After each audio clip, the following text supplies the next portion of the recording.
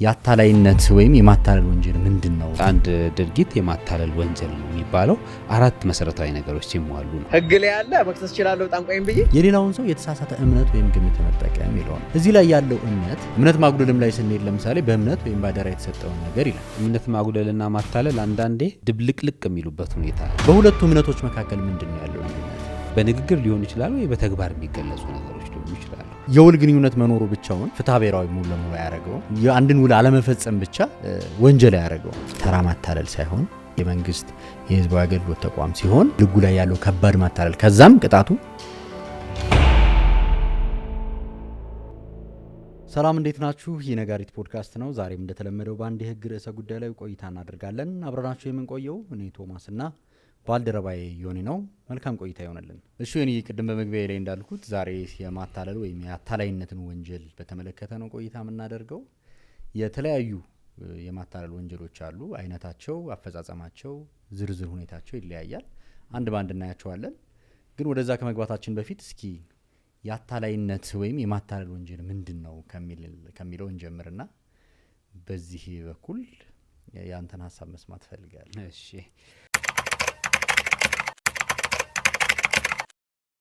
ማታለይነት መጀመሪያ ወንጀል አይመስለኝም ነበር። ግን ወንጀል ከሆነ ማታለይነት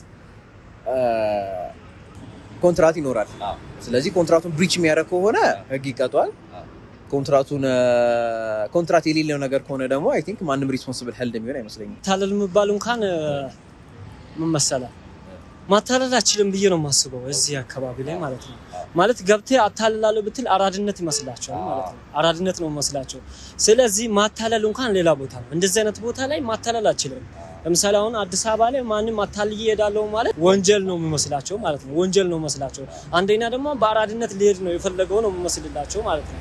እሺ ቶሚዬ፣ ያው የማታለል ወንጀል ወደሚለው ትርጉም ከመግባታችን በፊት ወይንም የህግ ትርጉም ከመስጠታችን በፊት ማታለል ራሱ የጥሬ ቃሉ ወይንም የቃሉ ትርጉም ወይም ፍቺ ምንድነው የሚለውን በምንመለከትበት ጊዜ ማታለልን እንዲሁ በጥሬ ቃል ትርጉም ስንመለከተው መሸንገል፣ ማሞኘት፣ ማቄል ወይንም መደለል የሚል ትርጉም አለው። ስለዚህ እንደዚህ አይነት ተግባራትን ወደ ወንጀል ማምጣት ነው። ስለዚህ ወደ ወንጀል ደግሞ ስናመጣው የወንጀል ድርጊት ደግሞ በባህሪው እያንዳንዱን ድርጊት አፈጻጸሙን በተመለከተ የራሱ ደግሞ የህግ ትርጉሞች አሉት ማለት ነው። ስለዚህ ማታለልን ከወንጀል አንጻር ስናየው የህግ ትርጉሙ ምንድነው የሚለውን ደግሞ በምንመለከትበት ጊዜ ለወንጀሉ ማቋቋሚያ የሆኑ ፍሬ ነገሮችን ከግምት ያስገባል ማለት ነው። ቅድም ካልነው የጥሬ ቃል ትርጉሙ እንነሳና ይሄንን ደግሞ ከህግ አይን እንዴት ነው አንድ የማታለል ድርጊት ወንጀል ነው የሚባለውን ህጉ እንዴት ነው የሚያውን መመልከቱ ደግሞ የሚቀጥለው ስቴፕ ይሆናል ማለት ነው። ህጉ ምንድነው ወይንም የማታለል ወንጀል ከህግ አንጻር ምንድነው እንዴት ነው የሚተረጎም የሚለውን ነገር በምንመለከትበት ጊዜ አራት መሰረታዊ የወንጀሉ ማቋቋሚያ ነገሮችን እናገኛለን ማለት ነው። አንድ ድርጊት የማታለል ወንጀል ነው የሚባለው አራት መሰረታዊ ነገሮች ሲሟሉ ነው።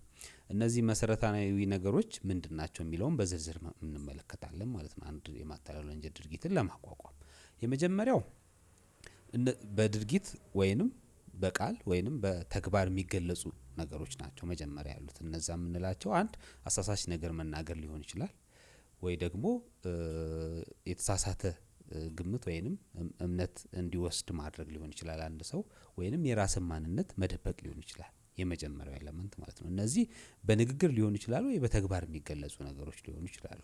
ሁለተኛው ደግሞ እነዚህን ነገሮች የሚበደለው ሰው ላይ ወይንም እነዚህ ነገሮች የሚታለለው ሰው ላይ ምን ማድረስ አለባቸው? እምነት ማሳደር አለባቸው ማለት ነው። እምነት አሳድረው ያ ደግሞ እምነት ወደ ምን መቀየር አለበት? ወደ ተግባር መቀየር አለበት ማለት ነው። ስለዚህ አንድ የሚያታልል ሰው ቅድም ያልናቸውን ነገሮች ተናግሮ የሚታለለውን ሰው አታሎት ወይንም ያ ሰው የእውነት ነው ብሎ ተቀብሎ ያንን ነገር ወደ ተግባር ሲገባ ሶስተኛው ኤሌመንት ይሟላል ማለት ነው። ወደ ተግባር ከተገባ በኋላ የመጨረሻውና ቤዚክ የሆነ የወንጀል ማቋቋሚያ የሚሆነው ደግሞ ምንድነው? ጥቅም ማግኘት ነው። ስለዚህ ሁሌም ጥቅም ለማግኘት ሌላን ሰው አሳሳች ነገር በመናገር የራስን ማንነት በመደበቅ ወይንም መግለጽ የሚገባልን ነገር በመሰወር ከሌላ ሰውን አታለን ከዛ ሰውዬ ጥቅም የምናገኝ ከሆነ የአታላይነት ወይንም የማታለል ወንጀል ተፈጽሟል ይባላል ማለት ነው። ባጭሩ የማታለል ወንጀል ይሄ ነው በህግ ደረጃ ትርጉም ሊሰጠው የሚችለው በዚህ አግባብ ነው። ቶሚ መልካም ዩኒዬ። ስለዚህ አሁን ከዚህ መገንዘብ የምንችለው ድርጊቱ ወይም ሁኔታው የሚደረግበት መንገድ በማድረግም ባለማድረግም በኮሚሽን ወይም በኦሚሽን ሊደረግ የሚችል መሆኑ ሊብ እንዲባል ነው። ከዛ ውጪ እነዚህ 4 የተዘረዘሩ ነገሮች ቅደም ተከተላቸውን ጠብቀው መሟላት ይኖርባቸዋል፣ ሁኔታው ማች እንዲያደርግ ማለት ነው። መጀመሪያ ድርጊቱ ወይም አለማድረጉ፣ ከዛ በኋላ ሰውየው መታለሉ፣ ሰውየው ከታለለ በኋላ ወደ እንቅስቃሴ ወደ ተግባር መግባቱ፣ ከዛ በኋላ የራሱን ወይም የሌላ ሰውን ጥቅም የሚጎዳ አድራጎት መፈጸሙና የንብረት ወይም የቁስ ጥቅም ጉዳት የደረሰበት መሆኑ ነው። ቀድመ ለሰጠኸው ጥቅም ተታልያለሁ አትልም። እሱን እንድናነሳ ብዬ ነው። በስቴፕ እነዚህ ቅደም ተከተሎች ተሟልተው መምጣት አለባቸው። ለምሳሌ አሁን ከቼክ ጋር ተያይዞ የሚነሳ ክርክር አለ ብዙ ጊዜ አይደለ? አንድ ሰው ብር ይበደራል። ብር ሲያበድረው ምንም ኖርማል የውል ግንኙነት ነው ያላቸው። ብሩን የሚያበድረው በብድሩ ውሉ መሰረት በተባለው ቀን ገንዘቡን ይመልስልኛል በሚል እምነት ነው። ሌላ ምንም ነገር ውስጥ የለም እዛ ውስጥ።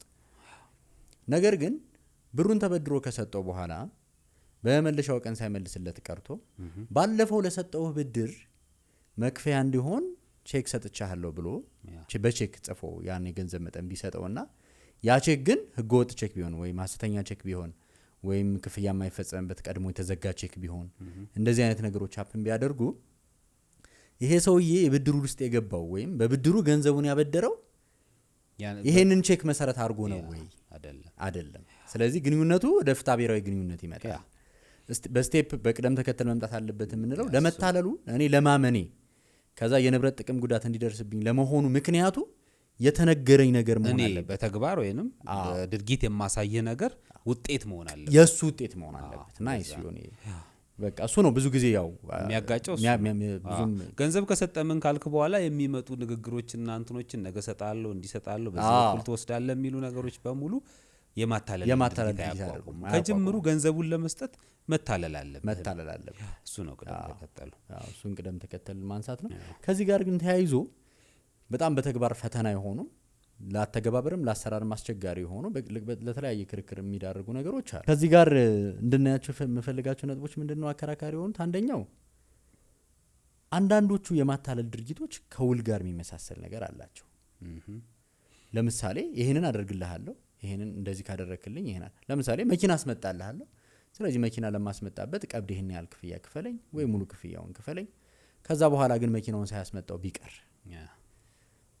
እንደዚህ አይነት መሰልና ሌሎች በርካታ ሰበርም ትርጉም የተሰጠባቸው ምሳሌ ለምሳሌ ሰውዬው የሰሊጥ ነጋዴ ነው ብሎ አስተዋወቀኝ። ከዛ በኋላ ገንዘብ ከፈልኩት። ገንዘብ ከከፈልኩ በኋላ ግን ሰሊጡንም አላቀረበልኝም ወይ ብሬንም አልመለሰልኝም፣ ተታልያለሁ ብሎ መጣ። ከዛ በኋላ በሂደቱ ግን የሰሊጥ ነጋዴው ጉዳይ በወንጀል ክርክር ሂደት ውስጥ ተቋረጠ። እንዲያውም በፍትሐ ብሔር ክርክሩ በሰሊጥ ነጋዴው የሰሊጥ ነጋዴ መሆኑ ተረጋግጦ ፍትሐ ብሔራዊ መሆኑ ግንኙነቱ ተረጋግጦ ገንዘብ እንዲከፍል ተወሰነበት። ከዛ አስተዋዋቂው ብቻ መሀል ላይ አስተዋወቀ የተባለው ሰውዬ ብቻ ነው እስከ ሰበር ክርክሩ ቀጥሎ ፋይናሊ አይ አንደኛ ያ ሰውዬ ያስተዋወቀው ሰውዬ የሰሊጥ ነጋዴ መሆኑ አለመሆኑ ባልተረጋገጠበት በተቃራኒ እንዲያውም በተቃራኒው በፍትሐ ብሔር ክርክር ይሄ በተረጋገጠበት እና የሱ ክስ በተቋረጠበት ይሄኛው ፍትሐ ብሔራዊ ግንኙነት ወይም የውል አለመፈጸም እንጂ የማታለል አይደለም የሚሉ አይነት ክርክሮች አሉ። እንዴት እንለያቸው? ያው ብዙ ጊዜ ኦልሞስት ብዙ ጊዜ ውልና ማታለል ይደባለቃሉ። ሰዎች ቀድሞ በአንድ ውል ማለት በቃል ሊሆን ይችላል፣ በጽሁፍ ሊሆን ይችላል። ብዙ ሰው ኮንሲደር የማያደርገው ነገር ውል ሲባል በጽሁፍ የሚደረግ ነገር ነው የሚመስለው። የግድ በጽሁፍ ላይሆን ይችላል። ሰው የሆነን ነገር ትራንዛክት ለማድረግ እንዲሁ በቃል ሊነጋገር ይችላል። ስለዚህ ከማታለል ተግባር የምንለየው አንድን የውል ወይም ስትሪክትሊ ፍትሐ ብሔሩን የውል ድርጊት ከማታለል ድርጊት የምንለየው ምንድን ነው? ውልም ላይ አንድ ሰው ኮንሰንቱን ወይም ፍቃዱን አላግባብ የሚሰጥበት አግባብ አለ፣ ተታሎ የሚሰጥበት አግባብ አለ። ስለዚህ ይሄ ተታሎ የሚሰጠውን ፍቃድ በተመለከተ ከሆነ ማታለል የሚሆንበት አግባብ አለ። ስለዚህ ያ ሰው እዛ ውል ውስጥ የገባው የተነገረው ፍሬ ነገር አሳምኖት መሆን አለበት። ያ ፍሬ ነገር ደግሞ ምን መሆን አለበት? ሐሰተኛ መሆን አለበት ወይንም አሳሳች መሆን አለበት። ስለዚህ ያ ነገር ባይኖር ኖሮ ያ ሰውዬ እዛ ውል ውስጥ ማይገባ ከሆነ ፎር ስትሮንገር ሪዝን ይሄ ሰውዬ ተታሏል ማለት ነው። እሱን አምኖ ነው የገባው። ስለዚህ አሁን ካልከው ምሳሌ ከተነሱት ምሳሌዎች አንፃር ስንመለከተው አሁን ለምሳሌ የብድር ውልም ሰበር የሰጠው ውሳኔ አለ። እሱን ብድር ውል በተመለከተ ብድር ነበረባቸው። ያንን ብድር ለማስፈጸም ያንዱ ዋስትና የሆነ ዳይመንድ እያስተባለ ያ ዳይመንድ ግን አክቹአሊ እንደ ዋስትና እንደ ጋራንቲ አልተያዘም። ይሄን ባልከፍል ዳይመንድ አለኝ እሱን ሽጠን እንላለን። ስለዚህ ምንድነው ግንኙነታቸው? ስትሪክትሊ ፍትሐብሔር ነው በእነሱ መካከል የብድር ውል ነው ያለው። ያኛውም አልተያዘም፣ በመያዣነት የተያዘ ጉዳይ አይደለም። ባልፈጽምልህ በዚህ መልኩ ይፈጸማል። ስለዚህ ያ ደግሞ ባልሆነበት አግባብ ምንድነው ሊሆን የሚችለው? በፍትሐብሔር ጉዳይ ነው እንትን ይላል። ስለዚህ ፎር ስትሮንገር ሪዝን ውል ሊኖር ይችላል። ኦብቪየስሊ በውልም በማታለል ሊከሰስ ይችላል አንድ ሰው በወንጀሉ ማታለል ማለት ነው። በማታለል የሚሆነው ምንድነው? እዛ ውል ውስጥ የምንገባበት ሲናሪዎች ናቸው፣ የተጠቀሱት ፋክቶች ናቸው። እነዛ ፋክቶች ደግሞ ሆን ተብሎ እዛ ውል ውስጥ የሚገባውን ሰው ለማሳሳት ከሆነ ያን ነገር ባይኖር ኖሮ ወይንም እኛ የተናገርነው ነገር ባይኖር ኖሮ እሱ ውል ውስጥ የማይገባ ከሆነ እኛ ደግሞ የተናገርነው ነገር ደግሞ ሐሰትና አሳሳች ከሆነ በዛ አግባብ እነዚህ ሁለት ነገሮች አፕሊካብል ሊሆኑ ይችላሉ ማለት። ስለዚህ በዚህ ሁኔታ ነው ሁለቱን ልለያቸው የምንችለው። ስትሪክት ፍትሐብሔር ከሆነ ግንኙነቱ ፍትሐብሔር ሊሆን ይችላል። ነገር ግን ይህ እነዚህ አሳሳች ነገሮች የራስን ማንነት መደበቅ ወይንም መግለጽ የሚገባንን ነገር አለመግለጻችን ለውሉ መነሻ ከሆነና እሱ ከተረጋገጠ የማታለል ወንጀል ይቋቋማል ማለት ነው። እሱ የማይረጋገጥ ግን ከሆነ የማታለል ወንጀል አይኖርም። ግንኙነቱ ከጅምሩም ፍትሐብሔራዊ ስለሆነ በዛው በፍትሐብሔራዊ ግንኙነቱ በኩል የሚያበቃ ነው የሚሆነው ማለት ነው። በዚህ በኩል ያለው እንትን በእኔ በኩል እንደዛ ነው ቶሚ። ሶ የውል ግንኙነት መኖሩ ብቻውን ፍትሐብሔራዊ ሙሉ ለሙሉ አያደርገው። በአንጻራዊነት ደግሞ ኤቭሪ ነን ፐርፎርማንስ ወይም ደግሞ የአንድን ውል አለመፈጸም ብቻ ልክ ነው ወንጀል አያደርገውም። ስለዚህ ቅድም ካልናቸው የሆነ አንተ ያነሳቸው መጀመሪያዎቹ ማድረጉ ወይም አለማድረጉ የሚገለጽባቸው ነገሮች አሉ። አሳሳች ነገር መናገሩ፣ የራስን ማንነት ወይም ሁኔታ መደበቁ፣ መግለጽ ያለበትን ነገር አለመግለጹ ወይም ባያደርገውም እሱ ባይላቸውም እነዚህ ነገሮች ሰውየው ከሱ ሁኔታ ተነስቶ የተሳሳተ እምነት ወይም ግምት ማሳደሩ እነዚህ ነገሮች አሉ። ለምሳሌ ብዙ ጊዜ ኤግዛምፕል የሚሆነው ነው በማታለል ክስ የሚመሰረትባቸው ወደ ውጭ ሀገር የመላክ ፈቃድ ሳይኖራቸው ወደ ውጭ ሀገር ፈቃድ አለኝ መላክ እችላለሁ ብለው ወደ ውጭ ሀገር የሚልኩ ሰዎች ጉዳይ ነው። ፒውርሊ ስናየው ውልም ኢቭን ይዋዋላሉ። ወደ ውጭ ሀገር ልካለሁ ምናምን ብለው ገንዘብ ይቀበላሉ። ለፕሮሰሱም ለነሱም እንደ ኮሚሽን ገንዘብ ይቀበላሉ፣ ማስፈጸሚያ ገንዘብ ይወስዳሉ። ከዛ በኋላ ውጭ ሀገር ውስጥ አይልኳቸውም። በወንጀል ምርመራ ሂደት ውስጥ እነዚህ ሰዎች ከሚመለከተው የመንግስት አካል ወደ ውጭ የመላክ ፈቃድ አላቸው ወይ ሲባል የላቸውም። ስለዚህ እነዚህ ሰዎች አለን ያሉት በሐሰት ነው። በቃ የንግድ ፈቃዱም የላቸውም። ይሄን ለማድረግ የሚያስችል የኮምፒተንስ ሰርቲፊኬት ወይም የንግድ ስራ ፈቃድም የላቸውም። ስለዚህ እነዚህ ሰዎች አሁን የራሳቸውን ሁኔታ ሰውረዋል፣ ደብቀዋል። ሌላው ሰው አላግባብ እንዲያምናቸው አድርገዋል። ማሳያ ነገሮችን ሊያመጡ ይችላሉ። የተለያዩ ነገሮችን ለምሳሌ የአየር ቲኬት ቆርጠው ሊያመጡልኝ ይችላሉ። ቢሮ ሊኖራቸው ይችላል። ሰራተኛ ስታፍ ይኖራቸዋል። የላኩት ሰው ይኖራል። በቪዲዮ ኮል ያገናኛሉ። ብዙ ስቴፕ ይሄዳሉ። ስለዚህ እነዚህ ነገሮች ማስታወቂያዎችም ስለዚህ ውል ውስጥ ሁለት ነገሮች ነው ያሉት ቤዚካሊ የምናያቸው። አንደኛ ተዋዋይ ወገኖቹ ራሳቸው ናቸው። ሁለተኛው የሚዋዋሉበት ኦብጀክት ነው። የሚዋዋሉበት ኦብጀክት ህጋዊ መሆን አለበት፣ ከሞራል ተቃራኒ ያልሆነ መሆን አለበት። እንደ ተዋዋይ ወገን ደግሞ ካፓሲቲ ሊኖራቸው ይገባል። ከእድሜ እና ስራውን ለመስራት የሚያስችል ስልጣን ወይም ደግሞ ይሄንን ቅድመ ሁኔታዎቹ ያስፈልጓቸዋል። እነዚህን ሁኔታዎች በተመለከተ የሚያሳሱት ነገሮችን በማድረግ ሰውየው ላይ ጉዳት አድርሰው ከሆነ መነሻው ውልም ቢሆን ያው በፍትሐብሔር የውል ፍራውድ ነው። ከውል ማጭበርበር ጋር የተገናኙ ናቸው። ወደ ወንጀል ይመጣል። በዚህ ረገድ የተጻፉ ጽሁፎችም ይሄንን በደንብ የሚያጠናክሩ ናቸው። እነዛ ፋክቶች ብቻ መጣራታቸው በቂ ነው። ስለዚህ ከውል አኳያ ከዚህ አንጻር ነው የሚታየው የሚለውን ልብ እንዲባል ነው። ሌላው ይሁንያውንም ሪያክት እንድታደርግበት የምፈልገው ሁለተኛው ነጥብ ማታለል ውስጥ ድርጊት ወይም አለማድረግም ቢሆን ሰውየው እንዲታለል ከሚያደርጉ እና በዚህ ረገድ ከተጠቀሱ ነጥቦች አንዱ የሌላውን ሰው የተሳሳተ እምነት ወይም ግምት መጠቀም የሚለው ነው። እዚህ ላይ ያለው እምነት ማጉደልም ላይ ስንሄድ ለምሳሌ በእምነት ወይም ባደራ የተሰጠውን ነገር ይላል። በሁለቱ እምነቶች መካከል ምንድን ነው ያለው ልዩነት? ያው እምነት ማጉደልና ማታለል አንዳንዴ ድብልቅልቅ የሚሉበት ሁኔታ አለ። ፕራክቲካሊም በምንሰራበት ጊዜ እምነት ማጉደል ነው ማታለል ነው የሚለውን ብዙ ጊዜ ስንከራከርበት የቆየንበት ነጥብ ነው። ያው ቤዚክ ነገራቸው አንድ የሚያደርጋቸው ነገር የሆነ ጥቅም አለ፣ የጥቅም ኤሌመንት አለ ሁለቱም ላይ። ከዛ ደግሞ ትረስቱን በተመለከተ ግን ሁለቱም ላይ እኮ ትረስት አለ። ምክንያቱም እዚህ ላይም የተሳሳተ ነገር ተናግሮ እንዲያምኑ አድርጓል። ማታለል ላይም ስንመጣ እምነት ማጉደልም መነሻው ራሱ ትረስት ነው። ስሙም ራሱ ብሪች ኦፍ ትረስት ነው። እምነት ማጉደል በእንግሊዝኛ የህግ ተርሙ ብሪች ኦፍ ትረስት ነው። ነገር ግን እምነት ማጉደል ላይ ያለው እኔ ወይም እምነት ያጎደለው ሰው ያንን ሰውዬ በማሳሳት ውስጥ አይደለም ያለው። ፕሪዲተርማይንድ ግንኙነት አላቸው። እምነት የሚሰጠውና እምነት ተቀባዩ የነበረ ግንኙነት አላቸው። ያ ግንኙነት የተመሰረተው በጤነኛ መንገድ ነው። በዛ ጤነኛ መንገድ ውስጥ ነው ያ ትራንዛክሽን የሚከናወነው ማለት ነው። ያ የዳበረ በሁለቱ መካከል ያለ ፕሪኤግዚስት ግንኙነት ምን እንዲሆን አድርጎታል? እምነት እንድንጥልበት አድርጓል ማለት ነው። በዛ እምነት ይነሳሳ ነው። ይሄ ያ ሰውዬ አታሎት ወይ የሆነ ነገር ተናግሮት አይደለም፣ የሆነ ሚስሊድ አድርጎት አይደለም ያንን ነገር የሚሰጠው ወይም ያን ፕሮፐርቲ እንዲጠብቅ ባደራ የሚሰጠው ወይ ገንዘብም ሊሆን ሊሰጠው የሚችለው ማለት ነው። ስለዚህ እዛ ላይ መሰረት አድርጎ ነው ትረስቱ የሚመነጨው ከነበረ ከቆየ ግንኙነት ነው ማለት ነው። ያ የቆየ ግንኙነት ደግሞ ጤናማ ግንኙነት የነበረ ነው። ብሪች ኦፍ ትረስቱ የሚመጣው መቼ ነው? መጨረሻ ላይ ንብረቱን መልስ ወይንም በነበረበት ሁኔታ ተካ በሚባልበት ጊዜ ነው ችግሩ የሚመጣው ማለት ነው። ይሄ እንደዛ አይነት ግንኙነት እምነት ማጉደል ይባላል። ማታለል ግን ከጅምሩ መነሻውም ዲፌክት ነው። ቀድሞም አንተን ፕሪዲተርማይንድ አንተን ወይም ተታላዩን ሰው ሊያታልለው ተዘጋጅቶ እቅድ አውጥቶ ፕሮግራም እንትን ብሎ ኢቭን በጀት ምናምን እንትን ብሎ ነው የሚያታልለው። ኮምፕሊኬትድ ነው ይሄ። ዝም ብሎ አክሲደንታሊ ብድግ ብሎ አይደለም የሚያታልልህ።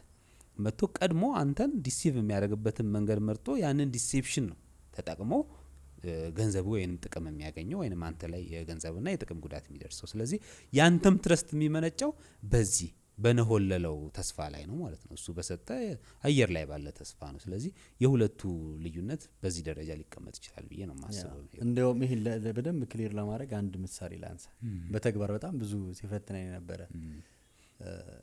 አንድ ሰው አጠገቡ ያለውን ሰው ስልኬ ባትሪ ዘግቶ ነው ወይም ስልኬ ጠፍቷል ወይ ስልኬ የለኝም እና ሰው ለማግኘት ፈልጌ ነውና እባክህ ስልክህን አውሰኝና አስደውለኝና ደውዬ መልሳለሁ ብለው ይቀበላሉ ብዙ ሰዎች።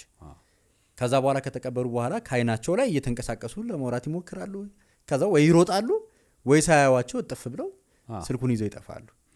ይህ በሆነበት ጊዜ የተወሰነው ሰው አይ ለአንድ ለተወሰነ አገልግሎት በእምነት የተሰጠው ዕቃ ነው፣ ስለዚህ ስልክ አስደውለኝ ብሎታል፣ በእምነት ስልኩን ደውሎ ይሰጠኛል ብሎ ሰጥቷል ለአንድ ለተወሰነ አገልግሎት።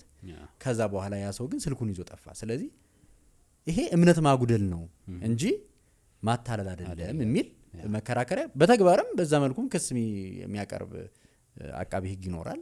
በሌላ በኩል ደግሞ አይ ይሄ ሰውዬ እኮ ስልክ መጀመሪያ ልደውል ብሎ እኔን ሲያመጣ ኢንሲደንታሊ እኮ ይሄንን ነገር ዝም ብሎ ከመሬት ተነስቶ አይደለም ያመጣው፣ በዚህ መልኩ ተቀብሎ ይዞ ለመጥፋትና ለመሰወር ነው። ዝግጅት አለው። ዝግጅት ስንል አሁን ቅድም የሆነ የበጀት ምናምን ጊዜ ምናምን ስትል ይሄ ኢምፕሬሽኑ አጠቃላይ ይሄ ኮምፕሊኬትድ ነገር ብቻ ለማለት አይደለም። ግን ይሄ ዝም ብሎ ይሄ ነው ሐሳቡ ምናምን ነገር ቀድሞ ዝግጅት አለው ነው በውስጡ። በጣም አክሲደንታል ነገር አይደለም ነው። ቅጽበት ልትሆን ትችላለች እኮ የተዘጋጀባት አናላይዝ ያደረገባት ሞመንት፣ የታይሙ መርዘም ማጠር ምናምን ሳይሆን እንደው እሱ እንደማታለል ወንጀሉ አይነት ኮምፕሌክስ ወንጀሎች ላይ ብዙ ቀን ሊፈጅ ይችላል። እንዴት አድርጌ ላታለል ለማለት አንድ ሰው ግን በቅጽበትም ቢያስባት ግን ማይንድ ውስጥ ግን የማታለል ሐሳብ ይሄን ተናግሬ ይሄን አድርጌ ሰውየውን አታልዬ እንትሩን ተቀብዬ ገንዘቡን አስወጥቼ ወስደዋለሁ የሚል ፕሪዲተርማይንድ የሆነ ሐሳብ አለ ነው።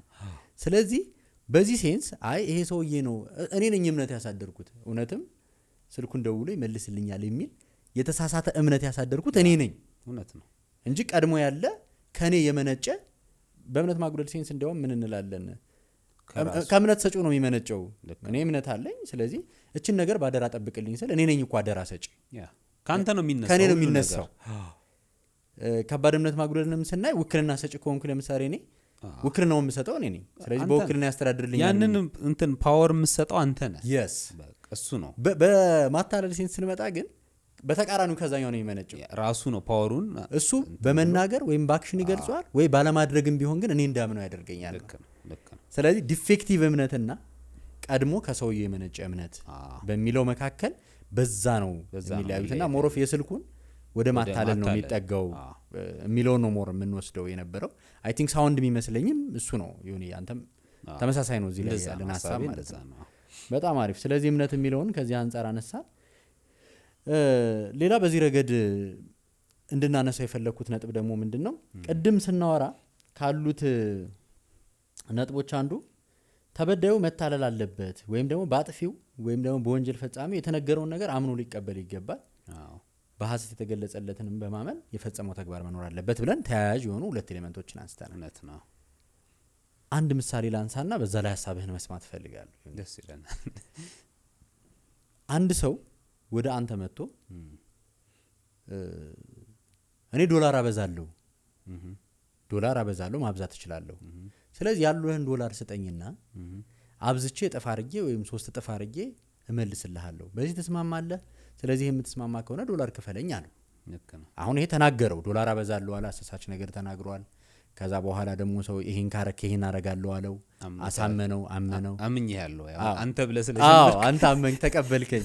ከዛ በኋላ ያለህን $2000 በቃ $2000 ነው ያለኝ 5000 እንድታረግልኝ ወይ 10000 እንድታረግልኝ ይፈልጋለሁ ብለህ ሰጠኸኝ። ከዛ በኋላ ብሩን ሰጠኸኝ፣ ዶላሩን ሰጠኸኝ። እኔ ከተቀበልኩ በኋላ ተሰወርኩ ወይም ደግሞ ለጊዜው አጭበርብሬ ይሄው አብዝቼልሃለሁ ብዬ በተግባርም እንዳለው ወረቀት ደርድሬ ኦር በሆነ መንገድ ይሄው በሻንጣ ውስጥ አለው ቤት ክፈተው ምናምን ነገር ብዬ ከላይ ኖርማል ዶላር አድርጌ ወይ እሱን በደንብ ሞር ኮንቪንስ የሚያደርጉ አክሽኖች ጨምሬ ማለት ነው። ሶ በዚህ ሁኔታ ውስጥ እንደ ቀደም ተከተል ድርጊቶቹ አሉ። ነገር ግን ይሄንን የማታለል ድርጊት እንለዋለን ወይ? እሺ ጥያቄ ነው። ተግባሩ መጀመሪያ የተግባሩ መነሻ ህገ ወጥ በሆነበት ሰውየው ቢታለልም ባይታለልም በዚህ መልኩ ያጣውቁስ ቢኖርም ባይኖርም ከማታለል አኳያ እንዴት ይታያል የሚለውን አጠቃላይ በንብረት ላይ የሚፈጸሙ ወንጀሎችን ለመጠበቅ ከወጣው ከስነ ህጉም ጋር አያይዘ ዲስከስ እንድናደርግ ብዬ ነው። አመሰግናለሁ ቶሚ። ያው በዚህ አጋጣሚ ዶላር አራባዛም እሺ። እና እንደዚህ አይነት ሲናሪዎችን በተመለከተ ያው ህጉ ምንም የሚለው ነገር የለም። ማታለል ድርጊትን የሚያቋቁመው ህግ እንድንጋጌ በምንመለከትበት ጊዜ ስፔሲፊካሊ እዛች ፕሮቪዥን ላይ እንደዚህ አይነት ድርጊቶችን ሌሎች አይነት ድርጊቶችን በተመለከተ ምንም የሚለው ነገር የለም። ስለዚህ እንደዛ ከሆነ አንድ ወደ ትርጉሞችና ወደ ስነ ህግ ፍልስፍና ወይም ሌጋል ጁሪስፕሩደንሱ እንመጣለን ማለት ነው። ወደ ሌጋል ጁሪስፕሩደንሱ ስንመጣ እንግዲህ አንድ ሰው ከህገ ወጥ ድርጊቱ ማትረፍ አለበት ተብሎ አይታመንም። ማንኛውም ሰው ከህገ ወጥ ድርጊቱ ማትረፍ የለበት። ይሄ ፕሪንሲፕል ነው፣ ሌጋል ማግዚም ነው፣ ሁሉም ነገር ላይ አፕሊካብል የሚሆን ነገር ነው። ስለዚህ በዚህ ትርጉም የምንመጣ ከሆነ አንድ ሰው ህገ ወጥ ነገር ለማግኘት ብሎ በዛ የአፍቅሮተ ንዋይ ተነሳስቶ የሚያደርገውን ድርጊት በተመለከተ ህጉ ይጠብቀው ወይስ አይጠብቀው ነው? ወይስ ሪስኩን ራሱ ይውሰድ አይደል? ስለዚህ አሁን ዶላር አባዛልሃለሁ ካልኩ ዶላር እንደማላባዛ ግልጽ ነው። ምንም አንድ ሁለት እኮ የለውም። ይሄ አልችልም፣ አቅሙ የለኝም ዶላር የማባዛት። ካባዛውም ወይ ሐሰተኛ ዶላር ነው የተገቢ አይደለም ማለት ነው። በኋላ ደግሞ ስንመጣ ሌላ ደግሞ መንፈሳዊ ነገርም ካለው እሱ በዛ መንኩ ነው የሚሆነው። ስለዚህ እንደዚህ አይነት ነገር አይቻልም። ሂዩማንሊ ወይንም በአንድ ግለሰብ ደረጃ የሚቻል ነገር አይደለም። ከተቻለም ህገ ወጥ ነው የሚሆነው። የዶላር ማምረት ሂደት የራሱን የቻለ እንትን ስለሆነ ማለት። ስለዚህ እንደዚህ አይነት ህገ ወጥ ድርጊትን አደርግልሃለሁ ብለ አንተም በአፍቅሮተ ንዋይ ተነሳስተ ነው የሆነች ዶላር ትሰጣለህ 9 እጥፍ ልታፍስ ማለት ነው። ስለዚህ አንተን ይሄንን ስግብግብነትን ህግ ፕሮቴክት ሊያደርገው አይገባም ኢን ፕሪንሲፕል።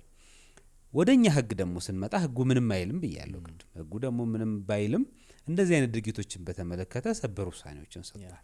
ሰበር ደግሞ የሚሰጣቸው የህግ ትርጉሞች አስገዳጅ ናቸው፣ ተቀባይነትም አላቸው። ሳውንድም ነው እኛ ከምናነሳው ክርክር አንፃር ማለት ነው። ሰበርም የሰጠው ትርጉም ይሄ ነው። ህገወጥ ድርጊትን በተመለከተ ህገወጥ ድርጊትን አደርግልሃለሁ፣ በዛ ህገወጥ ድርጊት እኔም ጥቅም አገኛለሁ አንተም ትጠቀማለህ የሚባሉ አይነት አሬንጅመንቶችን በተመለከተ ህጉ ፕሮቴክት አያደርግ። ስለዚህ በዚህ ሂደት ውስጥ በዚህ ትራንዛክሽን ውስጥ የሚሳተፉ ሰዎች ስራቸው ያውጣቸው፣ ህጉ ፕሮቴክት አያደርጋቸውም ማለት። ስለዚህ ለህገወጥ ተግባር ብለህ የሰጠኸው ገንዘብ በኋላ ባይመለስ ወይ ይዞብ ቢጠፋ ወይ ህገወጥ የተባለው ድርጊት ባይሟላልህ ምን አይባልም ማለት ነው፣ በማታለል ወንጀል አጠይቀውም ማለት ነው። ከዚህ ጋር የሚያያዙ ብዙ እንትኖች አሉ፣ ሲናሪዎች አሉ። ለምሳሌ ካርታ አስጨርስልሃለሁ እንደዚህ አይነት ጉዳይ የፍርድ ቤት ጉዳይ የሆኑች ጉዳዮችን ገልልሃለሁ ምናምን እየተባለ ያን ሰው በማታለል ገንዘብ የሚቀበሉ ብዙ ሰዎች ይገጥማሉ። በዛ ምክንያት አንዳንድ ሰው የሚያጠው የገንዘብ ጥቅም የንብረት ጥቅም ይኖራል። ለምሳሌ አንዴ ትዝ የሚለኝ የገጠመኝ ጉዳይ እንደዚህ የሆነ የቤተሰብ ክርክር ነበረባቸው። ያን የቤተሰብ ክርክር በተመለከተ ንብረትን በተመለከተ ክርክር ነበረባቸው። ትልቅ ሰው ናቸው። ከዛ የሆነ ሰው ችግር የለውም በእኔ ጣሉት እኔ ጉዳዩን አስጨርስሉታለሁ ምናምን አላቸው። አልገባቸውም መሰለኝ ነገሩ።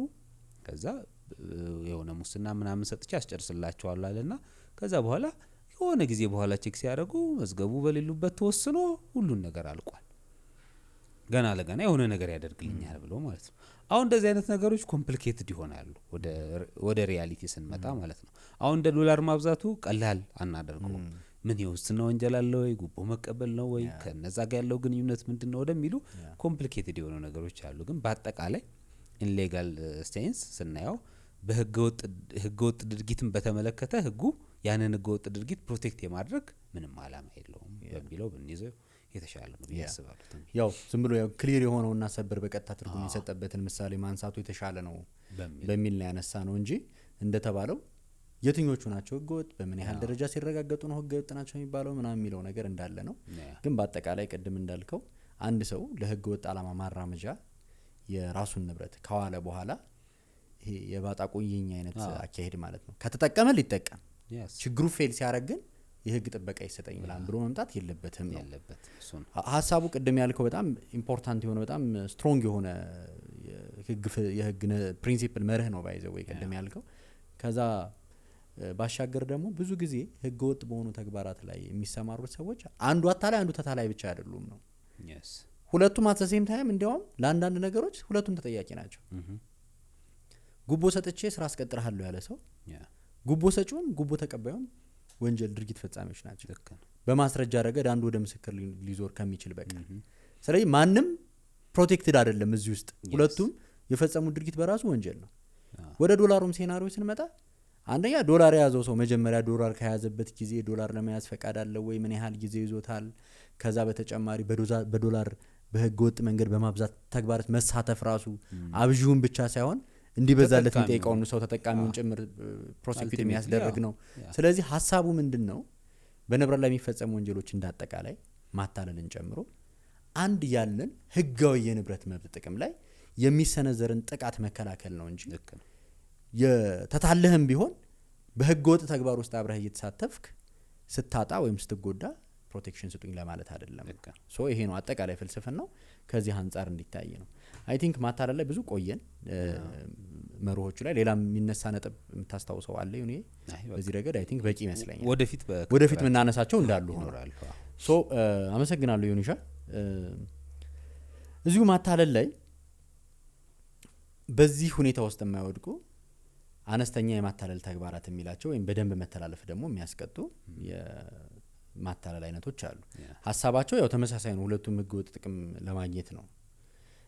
ግን ምንድነው የድርጊቶቹ አፈጻጸም ሁኔታ እና ደንብ መተላለፍ የሚባሉት ብዙ ጊዜ ከዋናው ወንጀል ውስጥ ተመሳሳይ ካራክተር ቢኖራቸው ከሚያደርሱት ጉዳት ከአላማው ከሚገኘው ጥቅም ከነዚህ አኳያ ታይተው ቀላል ይሆኑ በባህሪያቸው። ስለዚህ ቅጣታቸውም ቀላል ይሆነ በዛ አግባብ የሚታዩ ግን ደግሞ ሳይታረሙ መታለፍ የሌለባቸው ነገሮች ስለሆኑ ወንጀል አይደሉም ግን ጥፋት ናቸው ቅጣትም አላቸው ለነሱ የተስተካከለ ቅጣት ማለት ነው። ስለዚህ በዛ አግባብ የሚታዩ ናቸው። ስለዚህ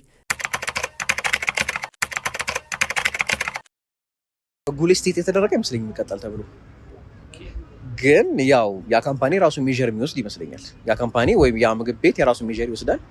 ያን ሜጀር ለሚወስድበት ደግሞ መንግስት ኦር የህግ አካል ደግሞ ሪስፖንሲብል ሊሆን አይችልም። ሬስቶራንቱ ከሆነ ሜጀር የሚወስደው እዛ ግለሰብ ላይ ሳህን አጠጣ ሊል ይችላል። ኦር ሌላም የሚሰጠው ፕራይቬንት ሊኖር ይችላል። እንደ ሬስቶራንቱ ይወስናል።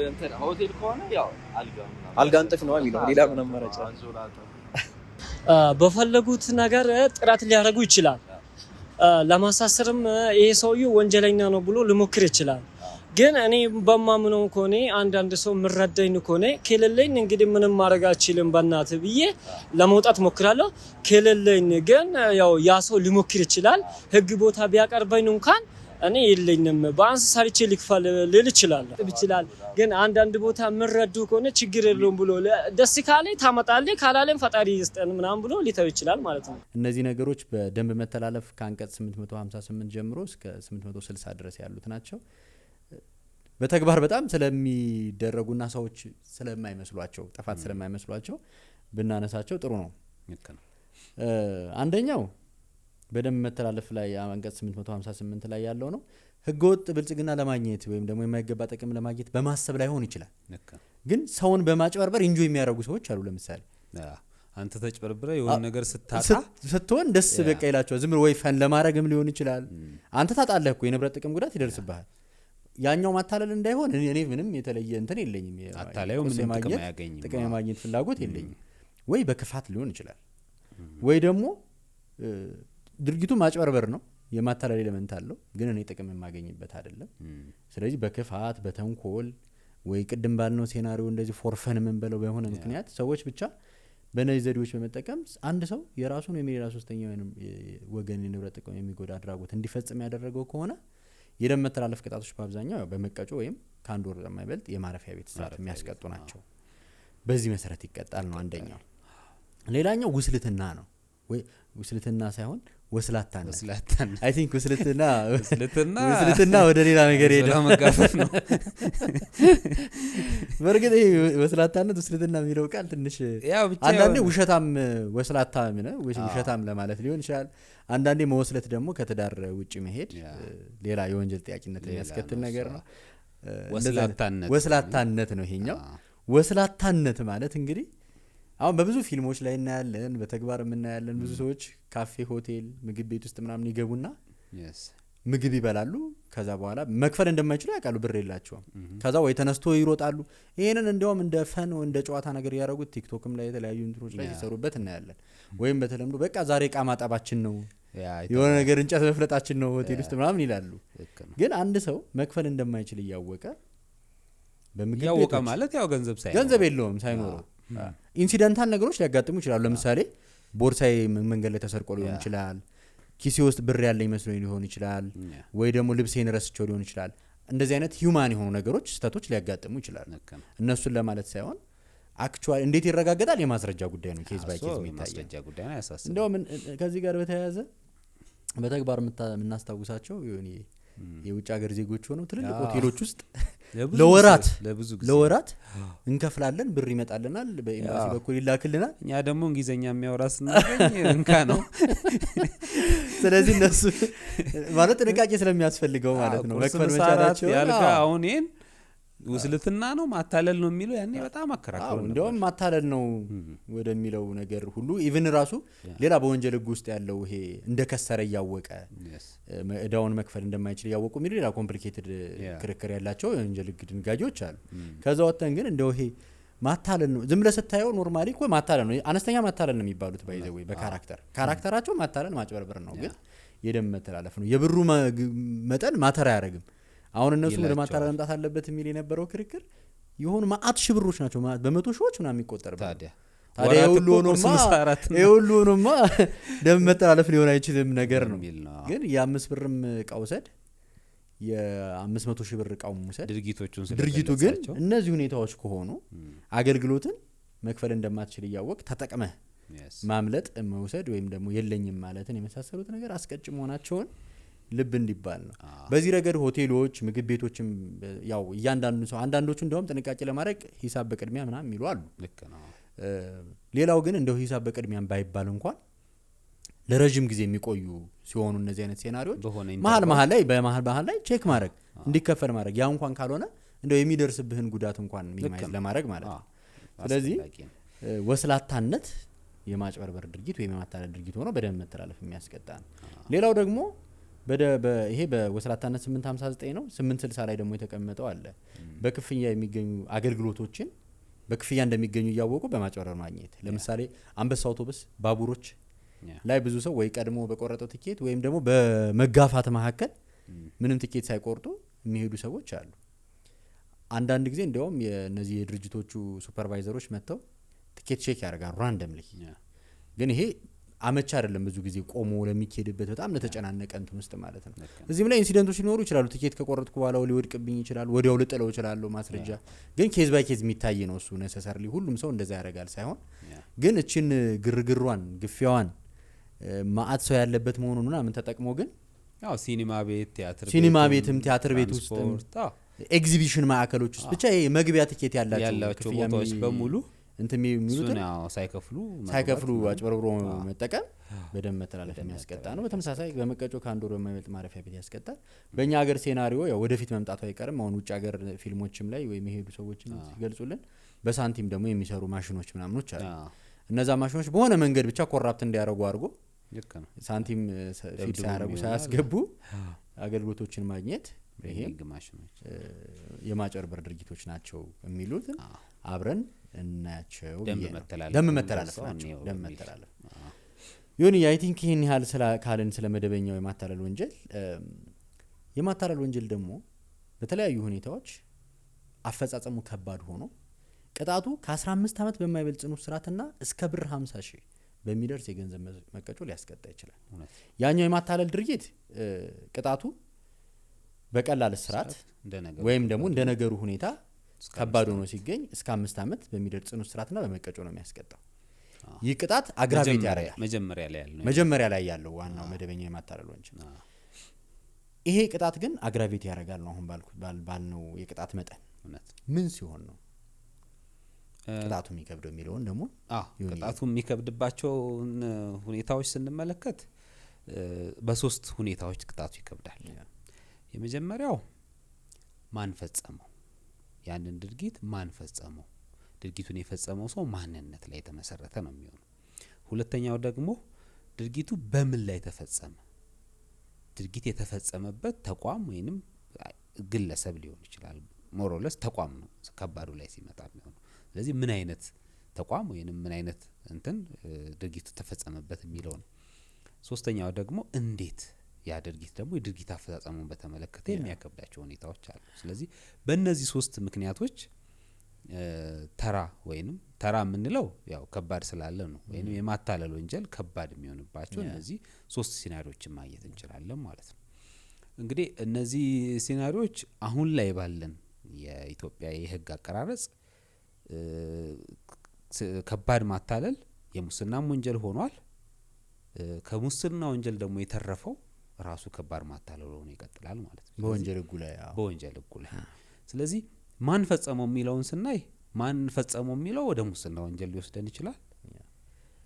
በምን ተፈጸመ ደግሞ የሚባል ከሆነ ህዝባዊ ድርጅት ወይንም መንግስታዊ ድርጅት ደግሞ ከሆነ ወደ ሙስና ወንጀል ይወስደናል። እንዴት ተፈጸመ ደግሞ አንዳንዴ አፈጻጸሞቹ ከሰነዶቹ ጋር የተያያዘ ደግሞ ከሆነ እሱም ወደ ምን ይወስደናል? የሰነዶቹ ባህሪ አሁንም ወደ ሙስና ወንጀል ይወስደናል ማለት። ስለዚህ ከባድ ማታለል ግማሹ ሙስና ሆኗል። አሁን ባለን ሌጋል ዲቨሎፕመንት መጀመሪያ የወንጀል ህጉ ሲወጣ ራሱን የቻለ ድንጋጌ ነበር።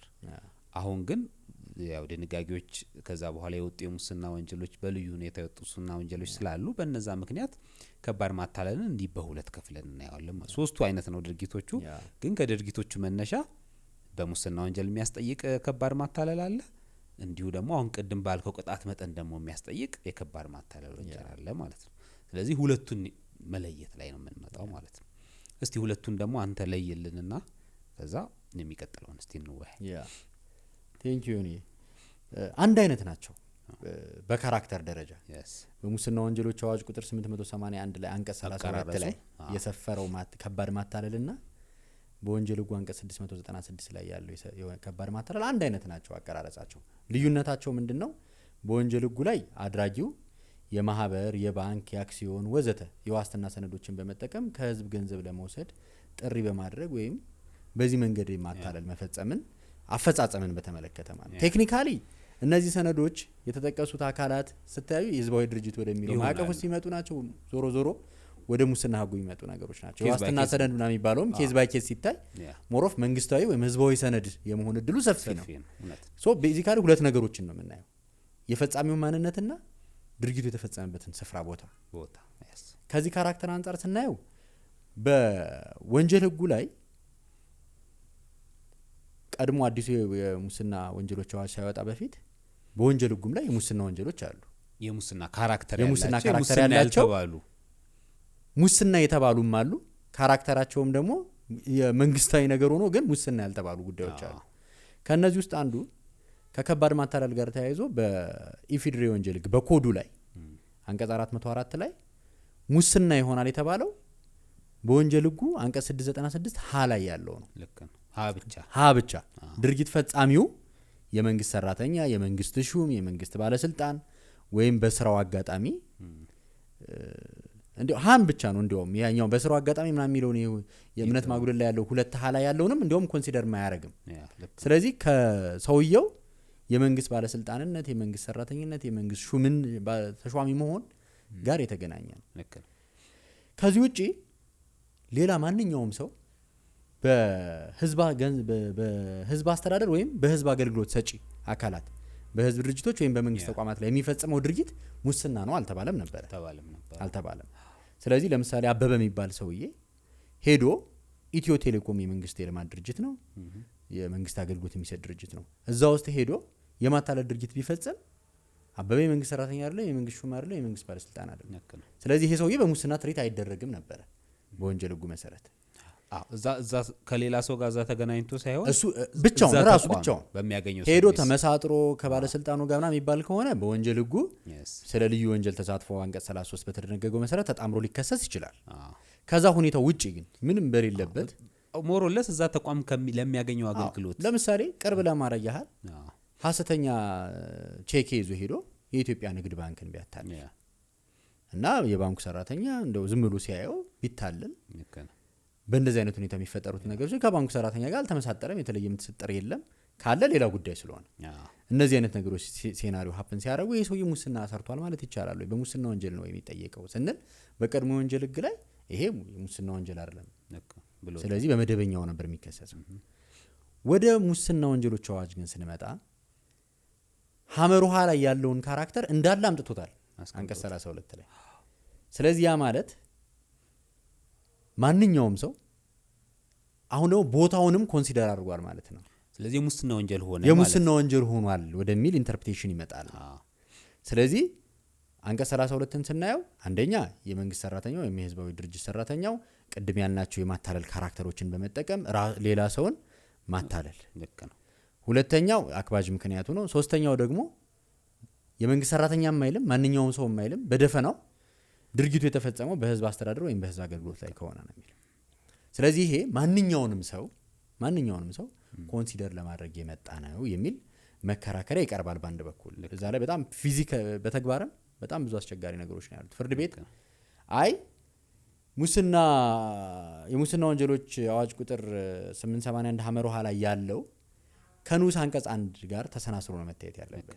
የመንግስት ሰራተኛው ወይም የህዝባዊ ድርጅቱ በህዝብ አስተዳደር ወይም በህዝብ አገልግሎት ላይ ሲፈጽም ለማለት ነው እንጂ ሌላ ማንኛውም ተራ ሰው በመንግስት ተቋም ላይ ድርጊቱን ሲፈጽም ሙስና ይሆናል የማለት ሐሳብ የለውም በሚል እንደዚህ አይነት ሰዎች ተከሰው ሲመጡ በመደበኛው የወንጀል ህግ ጉዳዩ መታየት አለበት እየተባለ ወደ መደበኛው ወንጀል ህግ ክሱ የሚሻሻልበት በርካታ ሴናሪዎች አሉ። በተግባርም እየታየ ስለሆነ ማለት ነው።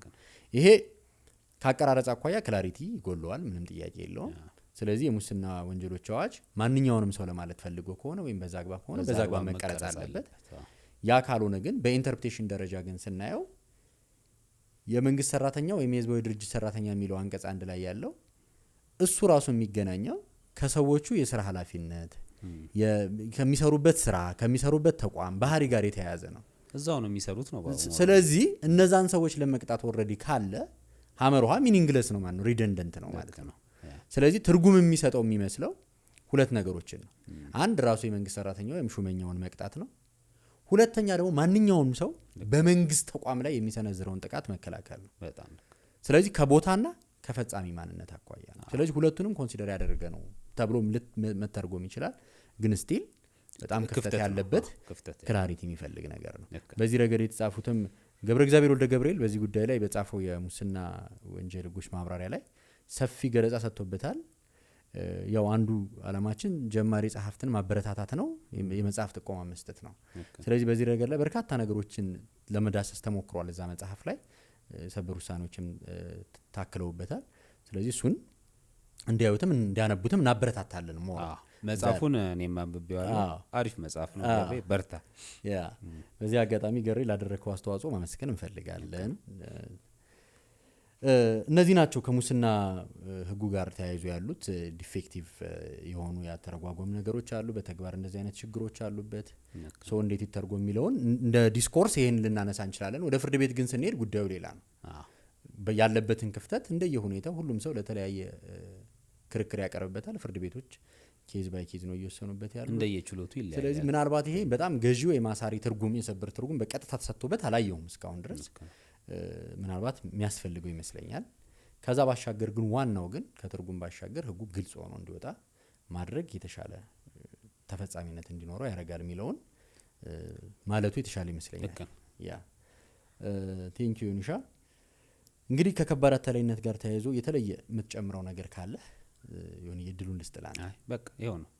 ኮምፕሊኬትድ የሆኑ ቲሹዎች እንዳሉ ሆነው ያ የሙስና ወንጀሉና የወንጀል ህጋችን ላይ ያለው የቅጣት ምጣኔዎች የተጠበቁ ናቸው። እነሱን ኮንሲደር ያደረገ ነው። ድርጊቱ ከባድ አታላይ ሆኖ የሙስና ወንጀል ከሆነና በከባዱ ሳይሆን በንዑስ ቁጥር 1 ስር በመደበኛው የሚያስቀጣው ከ3 አመት እስከ 10 አመት ድረስ ነው። በከባዱ ደግሞ በንዑስ ቁጥር 2 መሰረት ደግሞ በከባድ ሁኔታው ደግሞ የሚያስቀጣው ከ5 አመት እስከ 15 አመት መሆኑን በዚሁ አጋጣሚ ለመግለጽ። ስለዚህ የማታለል ድርጊት ከፈጻሚው ማንነት አኳያ የመንግስት ሰራተኞችና የህዝባዊ ድርጅቶች ሲሆኑ የሚፈጸምበት ቦታና ስፍራ የመንግስት የህዝባዊ አገልግሎት ተቋም ሲሆን ተራ ማታለል ሳይሆን ኢቭን በወንጀል ህጉ ላይ ያለው ከባድ ማታለል ከዛም ቅጣቱ ከበድ ይችላል። ኖርማሊ ያኛውም ቢሆን በእርግጥ እስከ 15 አመት ነው። ቀላል አይደለም። መነሻው ላይ ነው። መነሻው ያኛው እስከ 15 ነው የሚለው። ስለዚህ መነሻው 1 አመት ሊሆን ይችላል በወንጀል ህጉ ላይ። ይሄኛው ግን በተለይ ከባድ ሲሆን ከፍ ብሎ ነው መነሻው የተደነገገው። ስለዚህ ከበድ ያለ ቅጣት የሚያሰጥ ነው። ባህሪውም ልዩ ሁኔታውም ስላለ ማለት ነው። ስለዚህ ከመንግስት ተቋማት ጋር ተያይዞ ሲሆን ሁኔታው ከፍ ያለ ሁኔታ ሊያስከትል እንደሚችል ልብ ይሏል ለማለት ነው። ልብ ይሏል እንትወዳታለ። እሺ እኔ አይ ቲንክ በመሰረታዊነት እነዚህ ነገሮች ካነሳን ከሁለቱም ህግጋት አኳያ አሁን ደግሞ በጣም እንድንወያይበት የፈለኩት አንዱ ነጥብ አሁንም በተግባር ላሰራር በጣም አስቸጋሪ ስለሆነ የማታለል ወንጀሉ የተፈጸመው ቅድም እንዳል ብዙ ነገር ነግረናል። አፈጻጸሙ በቃል ሊሆን ይችላል፣ በድርጊት ሊሆን ይችላል፣ በጽሁፍ ሊሆን ይችላል፣ በሰነድ ሊሆን ይችላል። ሰነድ ሆኖ በተገኘ ጊዜ የወንጀል ህጉ አንቀጽ 699 የማታለል ተግባሩ በሐሰተኛ ሰነድን መሰረት አድርጎ የተፈጸመ ከሆነ ሁለቱም ተደራርበው ይፈጸማሉ። ስለ ሐሰተኛ ሰነድ የተደነገጉ ድንጋጌዎች በተደራቢነት ተፈጻሚ ነው። አግባብነት ያለው የሐሰተኛ ሰነድን የሚቀጣው ድንጋጌና ማታለሉ ራሱ ተደራቢ ሆነው ይፈጸማሉ ይላል። አሁን ይሄንን ከወንጀል ህጉ አኳያ ስናመጣው በወንጀል ህጉ አንቀጽ 61(3) ላይ አንድ ሰው ለማታለል አስቦ ያን ዓላማውን ከግብ ለማድረስ ሐሰተኛ ሰነዱን ሰርቶት እንደሆነ በተለያየ ሳይሆን በአንድ ተጠቅልለው የመጨረሻውን ነገሩን ከግብ ለማድረስ እንደተጠቀምበት ተቆጥሮ በአንድ ድንጋጌ እንደሚቀጣ በተጠቃሉ እንደሚቀጣ 61(3) ያወራል። 699 ላይ ደግሞ ይደረባሉ ይላል።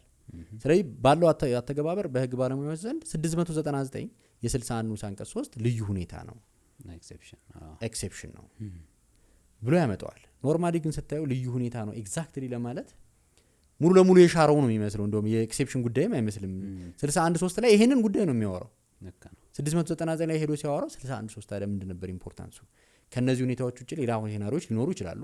ግን በአብዛኛው ያለው በተግባር ያለው ነገር ይሄ ነው። ሐሰተኛ ሰነድን ሰርቶ ወይም ሐሰተኛ ገንዘብን ፕሮዲዩስ አድርጎ ለመግዛት ትራንዛክሽን ውስጥ ለመክተት በዛ ሰነድ ለመገልገል ነው አብዛኛው የሚሆነው ሴናሪዮ። ስለዚህ በዚህ ረገድ ሰበር የሰጠው ትርጉም አለ። ትርጉሙ ክሊር አይደለም። 699 ዓላማው ምን እንደሆነ ራሱ አያብራራውም። ወይ የሰበር ትርጉሞቹ ወደ አንድ ሳይድ ሄደው 61(3) ክሊር ነው ወደሚል ከ61(3) አኳያ ብቻ ትርጉም በመስጠት ውሳኔ የተሰጠባቸው ናቸው። በአንድ በኩል ያለው ደግሞ 699ን ይዳሰሰዋል፣ ግን ምን እንደሆነ ኤክሴፕሽን አይደለም ይላል፣ ልዩ ሁኔታ አይደለም ይላል።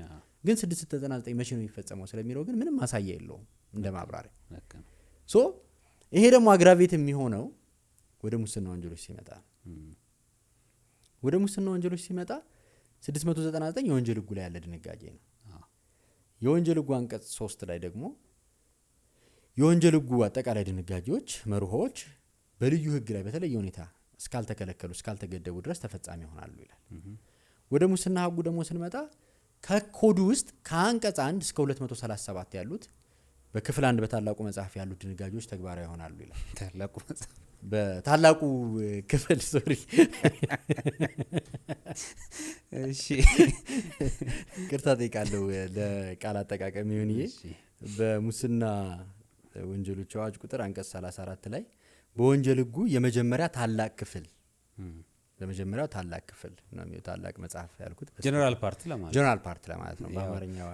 አማርኛውን አንዳንዴ እንደፈለጉ ስለሚጠቀሙት ነው። በመጀመሪያው ታላቅ ክፍል ከአንቀጽ 1 እስከ 237 ያሉት ናቸው ለሙስና ጠቅላላ ክፍል ቢባል ጠቅላላ ክፍል የተሻለ ይገልጻል። ጠቅላላ ክፍሉ ተግባራዊ ይሆናል ይላል። ስለዚህ 699 ደግሞ በዚህ አንቀጽ ሬንጅ ውስጥ ያለ አይደለም።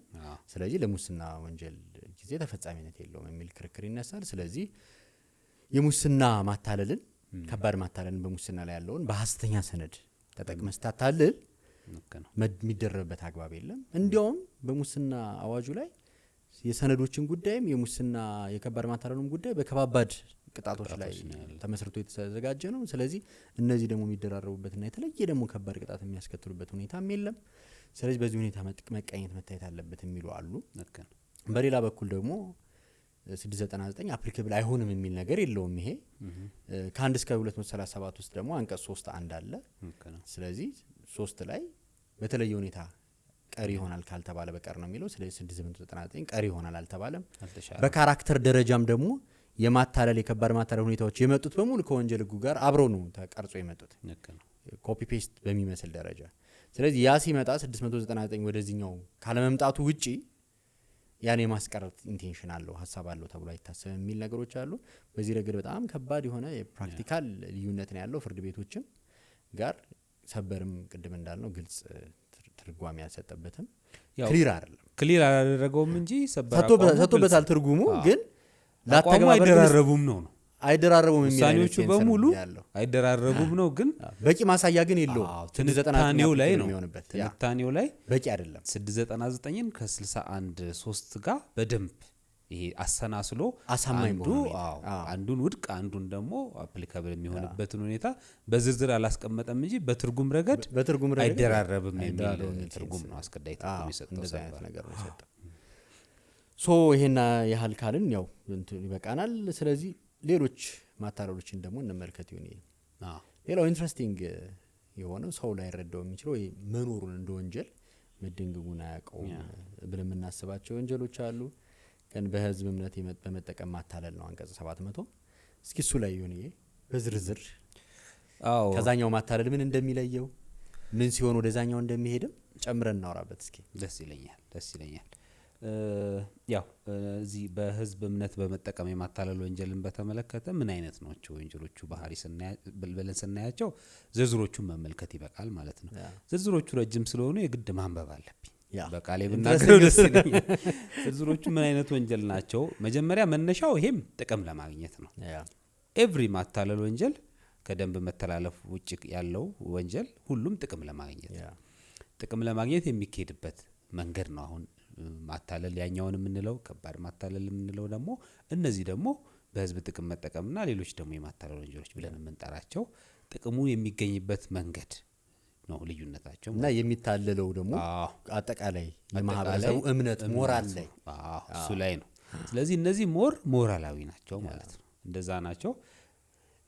ለራስ ጥቅም ለማግኘት መንፈስን እጠራልሃለሁ ማለት፣ ጋኔንን አባረርልሃለሁ ማለት፣ ደንቃራ እጥልልሃለሁ ማለት፣ እጠነቁልልሃለሁ፣ እድልህን አሳይሃለሁ ወይም እነግርሃለሁ፣ ነገርህን እገልጽልሃለሁ፣ ኮከብህን እቆጥርልሃለሁ፣ ህልምህን እፈታልሃለሁ፣ የወደፊት እድልህን አውቅልሃለሁ፣ የውስጥ እጅህን አነብልሃለሁ፣ ከሞተ ሰው ጋር አነጋግርሃለሁ እና ሌሎች ከዚህ የተያያዙ መንፈሳዊ የሚመስሉ ነገሮችን በመናገር ገንዘብ የተቀበለ እንደሆነ ነው። እነዚህ አይነት ድርጊቶች ምን ይባላሉ? በህዝብ እምነት በመጠቀም ማታለል ይባላሉ። እንግዲህ ድርጊቶቹ አንድ በግላዊ አቅራቢነት ነው የሚቀርቡት፣ በግላዊ ባህሪ ስላላቸው። አሁን ይሄን ብዙ ጊዜ ክርክር የሚነሳባቸው እንደዚህ አይነት ነገሮችን በተመለከተ እምነትና ከማመን ነጻነት ጋር የተያያዙ ክርክሮች ነው ብዙ ጊዜ የሚነሱት። እንግዲህ እንደዚህ አይነት ነገሮች መንፈሳዊ ነገሮች ናቸው። ህግ ደግሞ መንፈሳዊ ጀጅመንት አይሰጥም። ህግ የሚሰጠው ሞራል ይኖራል። ከዛ ውጭ ደግሞ ብላክ ኤንድ ዋይት የተጻፈውን ህግ ለማህበረሰቡ ዴይ ቱ ዴይ አክቲቪቲ የሚያገለግለው ህግ ላይ እሱ ላይ ነው ተግባራዊ የሚደረገው። ከዛ ያለፈ መንፈስ መመርመር፣ መንፈስ ማጣራት፣ ልክ ነው ልክ አይደለም፣ ፎልስ ነው ፎልስ አይደለም የሚለው ውስጥ ህግ ገብቶ አይፈተፍትም። የፍሬ ነገሩን ልክ ነው ተገቢ ነው አይደለም፣ ይሄ ነገር ይሆናል አይሆንም የሚለውን ህግ እንትን አይለው። የሴኩላር ጽንሰ ሀሳብም ስለሚነሳ ሴኩላሪዝም የእምነት ነጻነት አለው ሰው። በእርግጥ አንዳንድ ድርጊቶች እንዲሁም የተከለከሉ ናቸው። አሁን ጥንቆላን እንዲህ ሞራልም ያው ህግ የሚነሳው ከሞራል ነው። ከኛ ማህበረሰብ ሞራልም ተነስተን የሚከለከል የተጽዩፍ ተግባር ነው። ነገር ግን ይሄ እነዚህ ከዛ ጋር ደግሞ ተያይዘው ያሉት ነገሮች መንፈሳዊ ኤሌመንት አላቸው። ለምሳሌ ሰው እንዲሁ በተለምዶ ቃል በአዳም ልኮ ይባላል። እንዲሁ በተለምዶ ቃል የምለው ለምንድን ነው? የምናውቃቸው ሃይማኖቶች አሉ፣ እኛ የምንቀበላቸው ወይም በስም የሚታወቁ ሃይማኖቶች አሉ። ከዛ ውጭ ያሉትን እንደ ባዕድ አምልኮ የመቁጠር ሀሳብ አለ። ነገር ግን አንድ ሰው የማመን ነጻነት አለው። በባዕድ አምልኮ በዛ ማመን መብቱ ነው። አስሎንጋስ ሌላን ሰው አፌክት እስካላደረገ ድረስና ድርጊቱ በራሱ ይሄ ሌሎች ህገወጥ ድርጊቶችን የሚያስከትል ሳክሪፋይ ምናምን ከሌለው በስተቀር በዛ ውስጥ አምኖ የመኖር መብት አለው። በአድም የሚለው አንድ ሰው የሱን ትክክል የሌላውን ሮንግ ከማድረግ የመጣ ፐርሴፕሽን ነው እንጂ ያ በአድ ሲያደርገው ማን ነው? የእምነት ጉዳይ ነው። ልክ ነው አይደለ? እምነት እስከሆነ ድረስ ለዚህ ነው አይመረመርም አይፈተሽም የሚባለው። በመንፈሳዊያን አይን የራሳቸው ትርጉም ልሰጠው ይችላል። በመንፈሳዊ አይን እኔ እንደ መንፈሳዊ ሰው ብትጠይቀኝ የራሴን እዚህ ጋር ላዝረከረክልህ ይችላል። ነገር ግን እንደ ህግ ወይንም እንደ ህግ ቋንቋ ግን ስናወራ የነዛ ልክነትና ልክ አለመሆንነትን ለመተንበይ አይቻልም። ስለዚህ ለዛ ሲባል ይመስለኛል ከጅምሩም እነዚህ ነገሮች በግል ቤት አቅራቢነት እንዲቀርቡ በዚህ መንግስትና ፖሊስ አቃቤ ጣልቃ ገብቶ እነዚህ ነገሮች በሰዎቹ መካከል ያለውን ግንኙነት ዲተርማይን እንዲያደርግ፣ ነገር ግን ሰዎቹ ተታልያለው ብለው እንዲመጡ የሚፈቅድ ማለት ነው። በእነሱ መልካም ፈቃድ ያው ድርጊቶቹም በግል ቤት አቅራቢነት የሆኑበት መሰረታዊ ምክንያት ይሄንን ነው። ያው ፖሊስና አቃቤ ወይም ሌሎች አካላት በዚህ በሰዎች መካከል ባለው ይሄ ትረስትና ይሄ ከእምነት ጋር በተያያዙ ባለው ነገር ላይ ጣልቃ ገብተው አቤታዎችን ምናምን ከሚያስተናግዱ ወይም በራሳቸው ምርመራ ከሚጀምሩ ተበድያለው የሚል ሰው ሲመጣ ወይም አቤት ሲል ያንን ተከትሎ ምርመራ እንዲያደርጉና ማስረጃ ሰብስበው በዛው አግባብ የሚጠየቅ ሰው ካለ እንዲጠይቁ ነው። ከዚህ ጋር በተያያዘ በጣም ብዙ ኮምፕሊኬትድ የሆኑ እንትኖች አሉ። ብዙ ጊዜ ይሄንን ድርጊት እነዚህ አይነት ድርጊቶችን በተመለከተ ቀደምም እንዳለው ባዕድ ለምንላቸው አምልኮች ስለምንጠቀማቸው ነው። አሁን እንደውም እንደማሳያ እንደውም የሆነ ጊዜ አንድ ግለሰብ እንደዚህ ልጁ በጠና ተታመመበትና በዛው አግባብ ምንድነው መፍትሄ ያው እዚህ ምዛም መፍትሄ ሲፈለግ እንደዚህ አይነት መፍትሄ አለ የሚል ከሰው የሰማና የሆነ ቦታ ሄዶ እንደዚህ አይነት ልጅ ፈውስልሃለሁ የሚል ሰው ይዞ ይመጣል። ሁሉን ነገር ችሎ ወጪያቸውን ችሎ የሚያስፈልገውን ነገር በሙሉ ተነጋግሮ ይዟቸው ይመጣና ከዛ ቤቱ ከመጡ በኋላ ቤት ስር የሆነ የተቀበረ ነገር አለ። ስለዚህ ይሄ የተቀበረ ነገር ካልወጣ ልጅ ደህና አትሆንም፣ እሱን አወጣልሃለሁ፣ እሱ ከወጣ ልጅ ደህና ትሆናለች በሚል ከዛ መሀል ቤቱ መቆፈር ተጀመረ። ከዛ በኋላ አስቆፈራ ምን ብላ የሆነ 2 ሜትር ከተቆፈረ በኋላ እንደአጋጣሚ ሆኖ ግለሰቡ የሚፈጸመውን ድርጊት ተደብቆ ያየ ነበርና ከዛ ከተቆፈረ በኋላ የሆነ ቦታ እንደደረሰ ሴትዮዋ ከደብቀው የነበረው ውስጧ ላይ ሸሽገው የነበረውን የሆነ የተሞነጫጨረበት የሆነ የተሳሰረ ምናምን ነገር ይሄ ስፒሪቹዋል የሆነ ነገር ከዚህ አውጥታ ጥላ ከዛ የኔ ይወጣልህ ምናምን ብላ እንደወጣ አስመስላ አቅርባ በዚህ አጋጣሚ አቤት አቅርቦ ጉዳዩ በዚሁ አግባብ የታየ ጉዳይ መኖሩ ምናምን እንደዚህ አይነት ሁኔታዎች አሉ። ስለዚህ ከባዕድ አምልኮ ጋር የተያያዘ ነው በብዛት። ግን ኢን ሴንስ የለም ወይ እንደዚህ አይነት ነገሮች በሌሎቹ ተቋማት ውስጥ የለም ወይ? ሂዩጅሊ በመናቃቸው ተቋማቶች ውስጥ የለም ወይ? እንደዚህ አይነት ድርጊቶችን በተመለከተ እውነት ገንዘብ አሰጣለሁ እንደዚህ ያደርግልሃለሁ ፈውሳለሁ የሚሉ ነገሮች የሉም ወይ? እንደዚህ አይነት ነገሮች በሚኖሩ ሰዓት ደግሞ ያ የተባለው ሰው ቃል የተገባለት ሰው ገንዘብ የሰጠ እንደሆነ ይሄንን አገልግሎት ወይንም ይሄንን የመንፈሳዊ አገልግሎት ለማግኘት ገንዘብ የሰጠ እንደሆነና በዛው አግባብ ደግሞ ያልተፈጸመለት እንደሆነ በዚህ መክሰስ ይቻላል ወይ ምናምን የሚሉት ነገሮች አንዳንዴ ኮምፕሊኬትድ ይሆናሉ። እንግዲህ እንደ መለያ አንዳንድ ሰዎች የሚጠቀሙት ተቋማቶቹ ምን አይነት ተቋማት ናቸው፣ እነዚህ የእምነት የምንላቸው ተቋማት ምን አይነት ተቋማት ናቸው፣ ህጋዊ ፍቃድ አላቸው ወይስ ከፍቃድ ጋር የተያዘ ኢሹ መነሳት አለበት ወይ? ፋክቱን ያው ቅድም እንዳለው ፋክቱን አንመረምርም። ያው መንፈሳዊ ዓለም ስለሆነ ህግ ደግሞ ሴኩላር ዓለም ነው። ስለዚህ የዓለም ዓለምና የመንፈስ ዓለም በጣም ይለያያል። ስለዚህ በመንፈሳዊ አይን ያ ሰውዬ ልክ ሊሆን ይችላል። እኔ ፈውሳለሁ ምን እላለሁ እንትን አለኝ ጋኔን አስወጣለሁ ከፈጣሪ ስልጣን የተሰጠኝ ሰው ነኝ ምናምን ብሎ እንትን ይላል። ልክ ነህ ልክ አይደለም ማለት አይቻልም። ስለዚህ ይሄ አንዳንዴ ግራ የሚያጋቡ ነገሮች አሉ። ከነዚህ ወንጀል ድርጊቶች ጋር በተገናኘ ብዙ ጊዜ ፍቃድ የሌላቸው ሲሆኑ ይሄ ታዋቂ እውቅና የሌላቸው ሲሆኑ እና እንደዚህ አይነት በግለሰብ ደረጃ የሚፈጸሙ አይነት ተግባሮች ሲሆኑ ነው በብዛት ያ ተታልያለሁ የሚለው ሰው መጥቶ ከዛ በኋላ የወንጀል ድርጊቶች እንደዚህ አይነት የማታለል የወንጀል ድርጊቶች ተፈጻሚ የሚሆኑበት ማለት ነው። እንደዛ ነው በአጠቃላይ ያሉት ነገሮች። ነገር ግን አንዳንዴም እነዚህ ቅጣቶቹ ደግሞ ከበድ የሚሉበትም ሁኔታ አለ። ቅጣቱ የሚያከብድበትን ደግሞ ሁኔታ እስቲ ቶሚያ እንትን በለንና አጠቃላይ ደግሞ እስቲ ባንተ በኩል የምትረዳውን ነገር እዚህ ነገር ላይ በጣም አሪፍ ይሁን። እሺ ስለዚህ እነዚህ ነገሮች ይሁንዬ አንደኛ የምንከተለው የህግ ስርዓት ሴኩላሪዝም ነው። ስለዚህ የማንም ሃይማኖት ወይም የማንም እምነት የመንግስታዊ ሃይማኖት ወይም መንግስታዊ እምነት አይደለም። ስለዚህ ሃይማኖት ግላዊ ነው። ማንኛውም ሰው የመረጠውን ሃይማኖት እምነት የመከተል መብት አለው። ስለዚህ ለአንዱ ባዕድ የሆነው ለሌላው ባዕድ ላይሆን ይችላል። ስለዚህ ባዕድ ነው ብለን ካራክተራይዝ የምናደርገው ነገርም የለም። ህጉም እንደዛ ምንም ይሄ ባዕድ ነው ይሄኛው ትክክለኛ ነው የሚለው ነገርም የለም። በተግባር የሃይማኖት ተቋማት ሲቋቋሙ የፈቃድ አገልግሎት ይሰጣቸዋል። በመንግስትም ይሄንን ሬጉሌት የሚያደርግ ከፈቃድ አሰጣጥ ጋር ተያይዞ ያሉ ነገሮችን ሬጉሌት የሚያደርግ ህግ አለ። ከዛ ውጭ ግን እነሱ ስለሚያንጸባርቁት ስለሚያስተምሩት አስተምህሮ ስለሚያምኑት እምነት ስለ ዶግማቸው ስለ ቀኖናቸው ግን መንግስት በዝርዝር ገብቶ ይሄ ትክክል ነው ይሄ ትክክል አይደለም ይሄ መንፈሳዊ ነው ይሄ ባዕድ ነው ምናምን ብሎ የመወሰን ስልጣንም የለው። ማንም ሰውም እነዚህ ነገሮች ትክክል ናቸው ሰውየው ለምሳሌ መንፈስ ጠራላለሁ ጋኔን ነቅልልሃለሁ አስወጣልሃለሁ ጠነቁልልሃለሁ እድልን እነግርሃለሁ ሲል ማድረግ መቻልና ለመቻሉንም እኮ ማንም የሚያረጋግጠው ነገር የለም ስፒሪቹዋል የሆነ ነገር ስለሆነ። ስለዚህ ቅድም እንዳልከው በግል አቤቱታ የሆነበት ፐርፐዝ በሰውየው እምነት ላይ ይወሰናል። እነዚህ ነገሮች አምኖ ተታሎ ዝም ሊልም ይችላል ወደ ህግ እስካላመጣው ድረስ ፖሊስ ቢያቅም አቃቢ ህግ ቢያቅም ሄዶ አይ ፕሮሲኪዩት አደርጋለሁ ሊለው አይችልም። ግን ቢያንስ በየትኛውም ኢንስቲቱሽናላይዝድ የሚሆን በህግ ማዕቀፍ ውስጥ ያለ የሚሆን ሌላ ከዚህ ውጭ ያለ ማደረጃጀትም ቢሆን ግን እነዚህን ተግባራት መሰረት አድርጎ ቁሳዊ ነገር ለማግኘት የሚያታልል ሰው ካለና ተታልያለሁ ብሎ የሚያምን ሰው ካለ ግን መጥቶ ማመልከትና በዛ አግባብ ተጣርቶ በህዝብ እምነትን በመጠቀም በማታለል ወንጀል ሊከሰስ ይችላል የሚለው ላይ እሱን ነው እንደ እንትን ልንወስደው የምንችለው።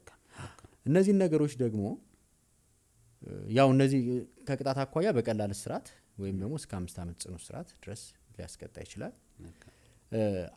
የድርጊቱ አደራረግ ወይም ደግሞ አፈጻጸም ደግሞ ሲታይ ለምሳሌ በአብዛኛው አሁን እንደምሳሌ የጥንቆላ ቤቶች የምንላቸው ወይ እንደዚህ አይነት ነገር ይሰራባቸዋል የምንላቸው የሆነ ቦታ ላይ ያሉ ቤቶች ናቸው። ሰዎች በራሳቸውም በሌላ ሰውም በኢንፎርሜሽን ምናምን ሰምተው ሊሄዱ ይችላሉ። ራሳቸው ሄደውም ሊሆን ይችላል። ስለዚህ ወይ ደግሞ በተቃራኒው ደግሞ ሰውየው በሆነ አጋጣሚ አግኝቶኝም ደግሞ እኔን ልክ ቅድም ማታለል ባል ነው አገላለጽ ላይ እኔ እኮ እንዲህ አደርጋለሁ እኔ እኮ እንዲህ አደርጋለሁ እንዲህ ላድርግልህ ይሄን ካርክልኝ አደርጋለሁ ብሎ በማታለል ቅርጽ ላይ በሚወድቀው በዋናው ማታለል ቅርጽ ላይ በሚወድቅ ሁኔታ ካደረገው ቅጣቱ በማታለል ላይ ያለው ቅጣት ተፈጻሚ ይሆናል። መነሻው ብዙ ጊዜ ራሱ አታላዩ ሲሆን ከዛ ውጭ ግን በሆነ መንገድ ሰምተው የሚሄዱ ሰዎች ሲሆኑ እና በዛ መንገድ የተፈጸመ ሲሆን በዚህኛው የማታለል ቅርጽ ውስጥ ሊወድቅ ይችላል። ከቅጣት አኳያ ተቀራራቢ ናቸው። አሁን የዚህኛው በህዝብ እምነት ማታለልም ከባድ ሁኔታው እስከ 5 ዓመት ነው ያኛውም እስከ 5 ነው።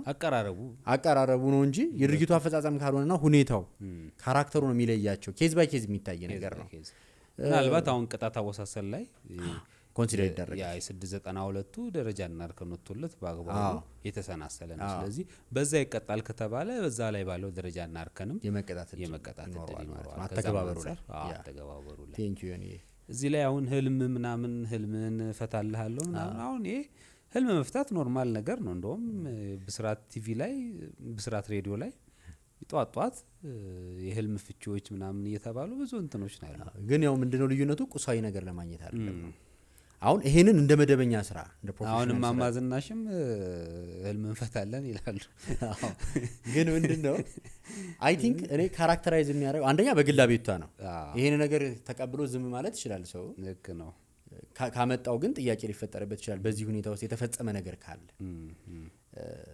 ሌላው ግን ቤዚካሊ እነዚህ ነገሮች በማድረግ ሌላውን ሰው ራሱን ሰው አታሉት የራሱን ወይም የሌላ ሰውን የንብረት ጥቅም ጉዳት ግን እንዲያስከትል ማድረግ ግን አለበት። ዝም ብሎ ነው ህልም እፈታለሁ ምናምን ብዬ ልክ ነው ኮከብ ስለመቁጠር ስለምናምን ለምሳሌ የሆነ ሚዲያ ላይ ስላወራው ምናምን አይደለም። እቺን ተጠቅሜ ግን ሰዎችን እያታለልኩ ገንዘብ ፕሮዲዩስ ማድረግ ከሆነ እኔ ሌላውም ሰው ደግሞ የንብረት ጥቅም ጉዳት እንዲደርስበት ማደርግ ከሆነ ግን ጉዳዩ ከፈን ወይም ደግሞ ዝም ብሎ እንዳንድ ማህበራዊ አጀንዳ ከመወያየትና ከማውራት ዲስፕሌይ ከማድረግ ይለያል። መቅጣት የተፈለገውም ያን ነው የሚለውን ነው። እሱ ነው ዋናው አነጋጋሪ ነው። በርግጥ አነጋጋሪ ነው። የሰዎችን የንብረት መብት መጠበቅ ስለሆነ ማለት ነው። ሶ ከዚህ ጋር ተያይዞም የደንብ መተላለፍ ካራክተር ያላቸው ነገሮች አሉ። ያው ክሊር አይደለም ባውንደሪያቸው። ነገር ግን ያው የምናየው ምንድነው የድርጊቱን አሁን ድርጊቱ የደንብ መተላለፍ ይዘት ኖሮት ግን በተደጋጋሚ ጊዜ ሲፈጸም ወደ ዋናው እንደሚመጣ ያሳያል። አፈጻጸማቸው ስልታቸው የደረሰው የጉዳት መጠን ባይልም ህጉ ያው ደንብ መተላለፍ ካራክተሮቹ በጣም አነስተኛ የሆኑትን አፈጻጸሞች ለመቅጣት ስለሆነ በዛ አግባብም የሚያስቀጣ ሊሆን ይችላል። ይሄንን ተግባር ማስተዋወቅም አይቻልም። ይሄንን ተግባር ለምሳሌ እንዲያረጋለው እንደዚህ ያረጋለው እዚህ ቦታ ነው ምናምን ብሎ ማስተዋቂያ ማስነገር እነዚህን አገልግሎቶች በይፋ አቀርባለሁ ማለት በመቀጮ ወይም በአንድ ወር የማረፊያ ቤት የደንብ መተላለፍ ቅጣት ደንብ መተላለፍ ነው። አሁን በየቴሌግራሙ ዝም ብለው እንደ ስፓም ሜሴጅ የሚመጡ አሉ። እንደዚህ እናደርጋለን እንደዚህ እናደርጋለን ኢቭን የባህል ህክምናን የባህል ህክምና በምግብና በመድኃኒት አስተዳደር አዋጅ መሰረት ፈቃድ የሚሰጠው ራሱን የቻለ ሀገር በቀል እውቀትን ዴቨሎፕ ለማድረግ ሪኮግናይዝ የሚደረግ ነገር ነው። እነዚህን መሰረት አድርጎ ግን በዛ ሽፋን እነዚህ አይነት ቅድም የተከለከሉ የምንላቸውን ተግባራትም አብረን እንሰጣለን። አገልግሎቶችን ዝርዝር አብሮ በይፋ የማቅረብ አይነት አዝማሚያዎች አሉ። እነዚህ ሊያስቀጡ የሚችሉ ድርጊቶች ናቸው። ስለዚህ አንድ ሰው ደግሞ ከተሰጠው የንግድ ፍቃድ እና የሙያ ፍቃድ ውጭ አስታኮሱን መስራትም አይችልም። ወደ ሌላ ህጋጋትም ሊሄድ ይችላል። ከፍቃድ ጋር ተያይዞ ከፍቃድ ውጭ መስራት ወደ ወንጀል ህግም በዚህ ኢንተርፕሬቴሽን ሊመጣ ይችላል። ስለዚህ እነዚህ ነገሮችም ኮንሲደር እንዲደረጉ ነው። ሌላው የሆነዬ ገንዘብ ከመሰብሰብ ጋር የተያዙ ነገሮች ናቸው። በእነሱ ላይ ደግሞ እስኪ የተወሰነ ነገር በለን ነው። እሺ ቶሚዬ እነዚህን የወንጀል ህጉ የሚላቸው ያው ሌሎች የማታለል ተግባራት ነው የሚላቸው። ሌሎች የማታለል ተግባራትን እንዲሁ በሶስት ልናስቀምጣቸው እንችላለን። የመጀመሪያው ተጎድቻለሁ፣ ህመም አለብኝ፣ ከፍተኛ የሆነ የገንዘብ ኪሳራ ደርሶብኛል የሚሉ የመሳሰሉ ነገሮችን በመግለጽ ይሄንን አሳሳች ናቸው፣ እውነት አይደሉም፣ በፋክት ደረጃ እውነት አይደሉም፣ እነዚህን ገልጾ ከህዝብ ገንዘብ መሰብሰብ ነው የመጀመሪያው። ሁለተኛው ደግሞ በሰው መሰብሰብ ነው። የሰው እንደዚህ ሆኗል ምናምን ብሎ በዛ ሰው መሰብሰብ ነው የመጀመሪያው። ሁለት ደግሞ ራስ ደግሞ እንደዚህ አይነት ህመም ጉዳት ምናምን ደርሶብኛል፣ ሞራላዊ እንትን ኪሳራ ደርሶብኛል ደግሞ ብለ ከህዝብ ገንዘብ መሰብሰብ። ይሄ ደግሞ እንትኑ ፋክቱ ሐሰት ሲሆን ወይንም የምትለው ነገር በሙሉ ያልሆንከውን ሆነ ማለት ነው።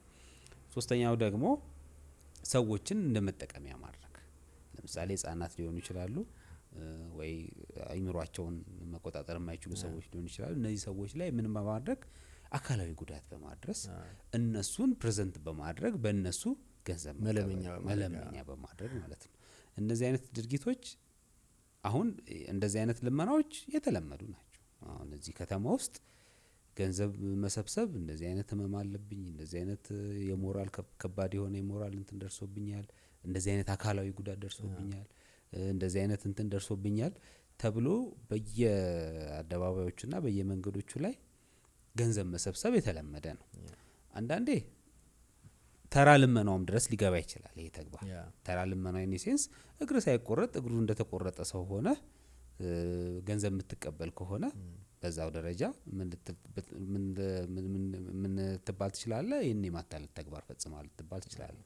በሌላ በኩል ደግሞ በመኪና ውስጥ በመሆን በሰፊው ደግሞ ገንዘብ መሰብሰብ አለ። ስለዚህ እነዚህ ነገሮች በሙሉ የተፈጸሙት ሐሰትን ወይንም ያንን ተባለ የተባለውን ድርጊት በተመለከተ እውነት ባልሆነ ሁኔታ የተፈጸሙ እንደሆነ ሁሉም የሚያስቀጡ ወንጀሎች ናቸው ማለት ነው።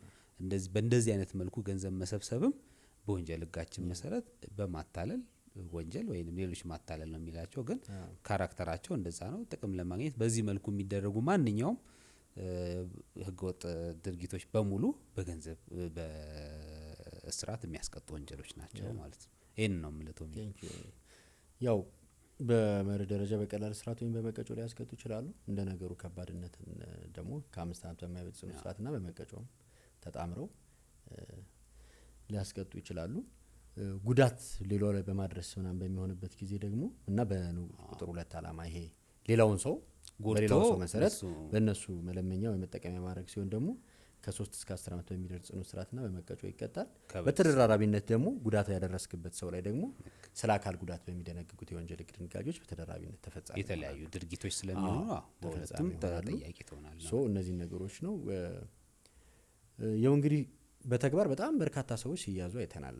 ከባድ በሽታ አለብን በቦርድ ተጽፎልናል። እንደውም አንዳንዶቹን ደግሞ ሐሰተኛ ሰነድን በማሳየትም አይነት በሚመስል ሁኔታ ይሄ ማለት ያው በእርግጥ በትክክል ድጋፍ እርዳታ ምናምን የሚሹ ሰዎች ምናምን ይመለከታል ማለት አይደለም። ግን እነዚህ በህገ ወጥ መንገድ የሚያደርጉት ሰዎች ግን ሌላ ህዝብ የሀዘኔታ ስሜት ለእውነተኞቹ ሰዎች እንዳያሳዩ የህዝብን ሞራል እና እምነት አፌክት የሚያደርግ ድርጊት ነው። እምነት እንድታጣው ይሄም እንደዛ ሊሆን ይችላል። የመርዳት ባህልን የሚፈታተን ነው። ስለዚህ ህገ ወጦችን የመቅጣት ነው አላማው እንጂ እዚህ ጋር ሰዎችን የመርዳት እንትንን ለማስተጓጎል አይደለም። በፍጹም ከሐሰት ከእውነተኛ ካልሆነ ድርጊቶች ጋር የተገናኙትን ብቻ ነው። ሌላው ከዚህ ከገንዘብ መሰብሰብ ጋር ተያይዞ ለፖለቲካ፣ ለሃይማኖታዊ፣ ለባህል፣ ለማህበራዊና ለሌሎች መሰል አላማዎች ገንዘብ ሊፈቀድ ይችላል፣ ሊሰበሰብ ይችላል ለበጎ አድራጎት ስራዎች። ስለዚህ በወንጀል ሕጉ ላይ አስቀጭ የሚሆነው እዚህ ላይ ፈቃድ ሊኖርም ላይኖርም ይችላል ይሄንን ለመሰብሰብ።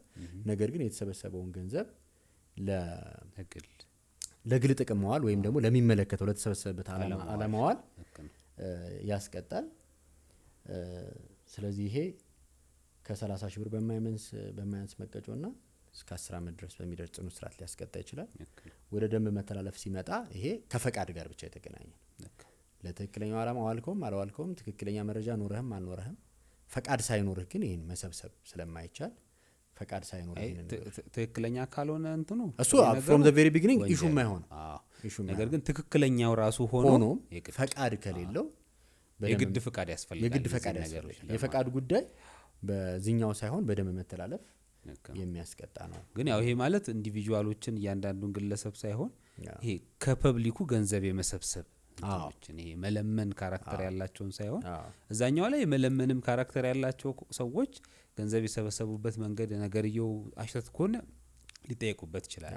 ነገር ግን ወደ ደንብ መተላለፉ ግን ስንመጣ ይሄ ከፐብሊኩ እንደዚህ አይነት ጉዳት ደርሶብኛል ተብሎ በሰፊው ገንዘብ በሚሰበሰብበት ተግባር ላይ ተፈጻሚነት ያለው ነው። እሱ ነው። አላማዎቹም ደግሞ ዩኒቨርሲቲ ታዩ ግለሰባዊም አይደሉም። የሆኑ ማህበራዊ፣ ፖለቲካዊ፣ ኢኮኖሚያዊ ነገሮችን እንትን ለማለት ነው። ወደ ደንብ መተላለፉም ስንመጣ ኖርማሊ በአደባባይ እየዞረ ገንዘብ መሰብሰብን ነው ያለ ፈቃድ የሚቀጣው። ከዛ ውጭ ግን ለምሳሌ ቤተክርስቲያን ውስጥ ለቤተክርስቲያን ማሰሪያ ለተለያዩ ነገሮች ምናምን ለመዋል የሚሰበሰቡ ሃይማኖታዊ ነገሮች በበጎ አድራጎት ድርጅት ውስጥና በዙሪያ ውስጥ ያሉ በዛው እንትኑ አላማው በሚደረግበት እንቅስቃሴ ውስጥ በስፖርታዊ ፌስቲቫሎች ውስጥ በዛ ውስጥ ከሆነ ግን አደባባይ የሚለው ሌሎችን ሰዎችን ነው። ከዛ ከፕሮግራሙ ጋር በተያያዘ በፕሮግራሙ ኤሪያ ውስጥ ከሆነ ግን የፈቃድ መኖር አለመኖሩም ጉዳይ አስቀጭ አይደለም፣ ለነዚህ ጉዳዮች አፕሊኬብል አይደለም የሚል ነው። ይሄ በጣም በርካታ ነገሮችን ተወያየን።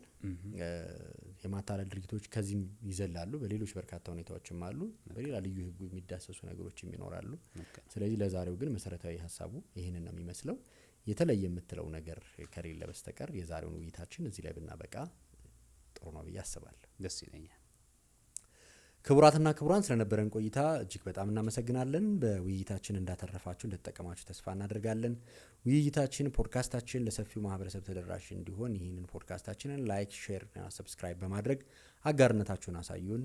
ስለነበረን ቆይታ እጅግ በጣም እናመሰግናለን። የሳምንት ሰው ይበለን። እስከ ሳምንት መልካም ሳምንት። ቻው።